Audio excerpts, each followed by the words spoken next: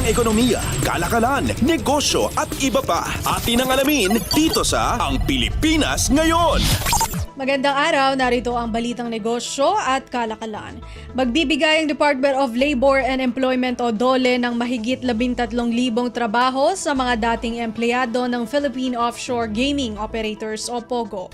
Inihayag ni DOLE National Capital Region o NCR Regional Director Sara Buena Mirasol na magkakaroon ng DOLE ng job fair tampok ang mahigit 7,000 posisyon mula sa 50 local employers sa Ayala Malls, Manila Bay sa Parañaque at mahigit 5,000 posisyon naman mula sa 44 na lokal at 4 pang overseas employers sa Ayala Mall Circuit sa Makati. Sa pakikipagtulungan sa pamahalaang lungsod ng Parañaque at Makati Public Employment Service Office o PESO, layunin ng event na maikonekta ang mga POGO displaced workers sa mga sektor na nag-aalok ng oportunidad para sa trabaho.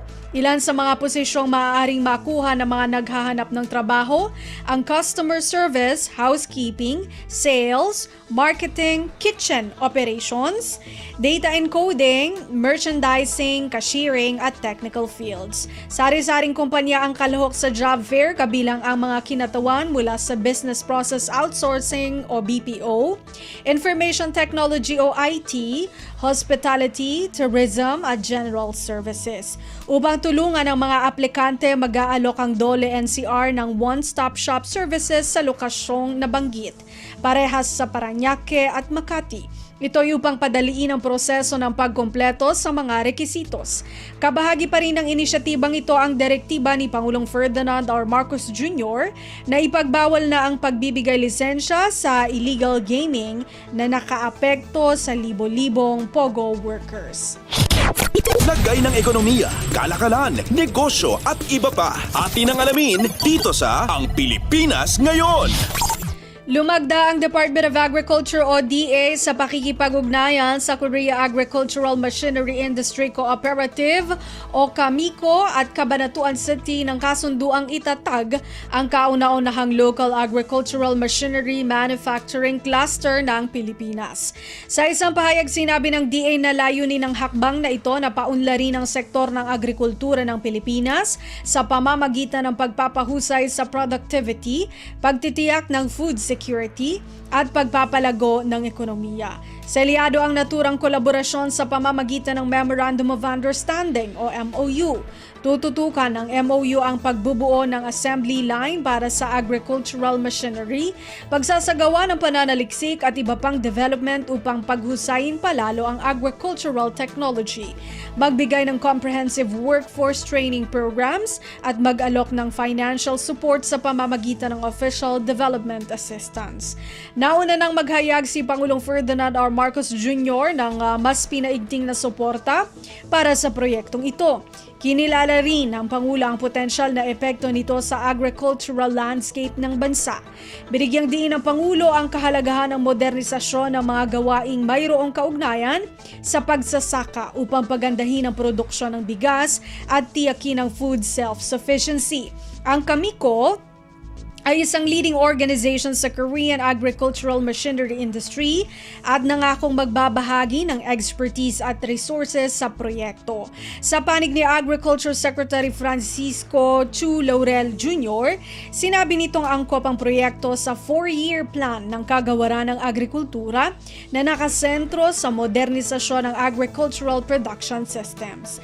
Mahalagaan ang papel ng partnership na ito sa pagpapabilis ng adoption o paggamit ng teknolohiya at pagpapalakas at pagpapatatag sa mga farming communities.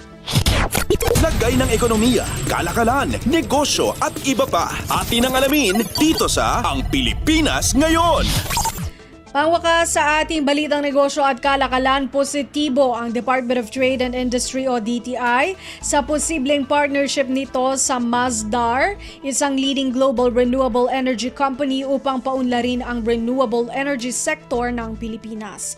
Nakipagpulong si DTI Secretary Cristina Roque sa mga opisyal ng Masdar upang talakayin ang potensyal na kolaborasyon at pamumuhunan sa clean energy infrastructure ng bansa. Sinabi ni ni Roque na ibinida sa pulong ang umuusbong na attractiveness o kahali-hali ng Pilipinas bilang destinasyon ng renewable energy investment sa Asia. Ang Masdar ay itinatag noong taong 2006 bilang bahagi ng pagsisikap ng pamahalaan ng UAE sa clean energy leadership. Nais nitong mag-develop ng hanggang 2 GW ng renewable energy capacity sa rehiyon ng ASEAN sa taong 2025. Hindi pinalampas ni Roque sa pulong na ihayag ang target ng Pilipinas na maging key player sa renewable energy market. Kasalukuyan ng aktibong nagsasaliksik ang Masdar ng oportunidad para sa ugnayan sa Pilipinas upang mamuhunan ito sa renewable energy projects. Paliwanag ni Roque, maganda ang Pilipinas para sa layuning pagpapalawig ng Masdar dahil sa National Renewable Energy Program o NREP na layuning dagdagan ng renewable energy share ng bansa sa 35% sa taong 2030 at 50% sa taong 2040. Lagay ng ekonomiya, kalakalan, negosyo at iba pa. Atin ang alamin dito sa Ang Pilipinas Ngayon. At yan ang ating balitang negosyo at kalakalan. Ito si Bea Gaza para sa Radyo Pilipinas World Service. Lagay ng ekonomiya, kalakalan, negosyo at iba pa. Atin ang alamin dito sa Ang Pilipinas Ngayon.